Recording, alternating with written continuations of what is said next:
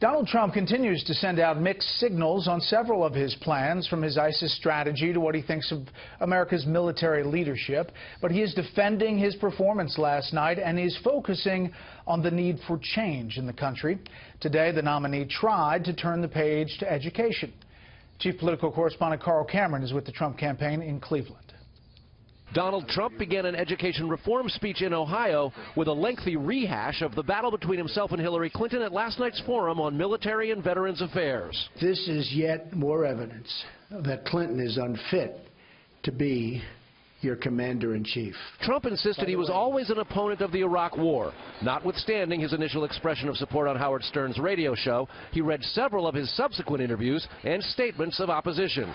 Following Clinton's appearance at the forum last night, Trump repeatedly raised eyebrows as he, among other things, defended his praise for Russian President Vladimir Putin and criticized U.S. military generals. I think under the leadership of Barack Obama and Hillary Clinton, the generals have been reduced to rubble. Well, they'd probably be different generals, to be honest with you. I mean, I'm looking at the generals. Lest he get on the wrong side of the armed forces, Trump tried to focus his criticism on the president and former Secretary of State. I have great faith in the military. I have great faith in certain of the commanders, certainly, but I have no faith in Hillary Clinton or the leadership. But when asked about a controversial tweet in 2013 in which Trump wrote, quote, 26,000 unreported sexual assaults in the military, only 238 convictions. What did these geniuses expect when they put men and women together?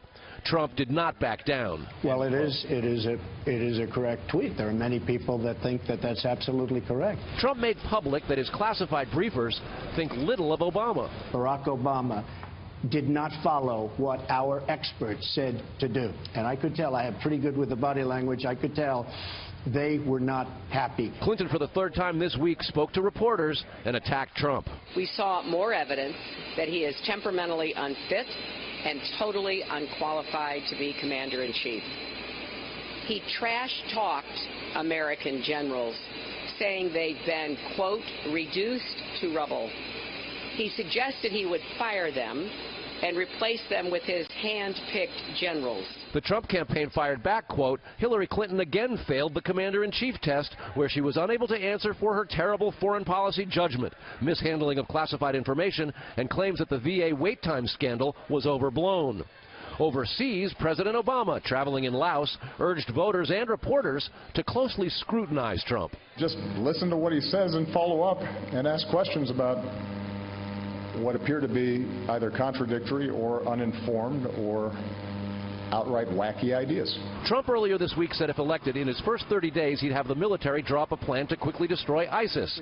Last night, he again insisted he also has a secret plan of his own. I don't want to broadcast to the enemy exactly what my plan is. Trump tried to pivot to education and school choice today at the Cleveland Arts and Social Services Academy. Obviously, Common Core does not work. He proposed billions of dollars in federal education block grants to create scholarships for children living in poverty to attend better schools of their choosing. The school he chose for the speech received a D rating in 2015 on Ohio's State Performance Index and an F for indicators met.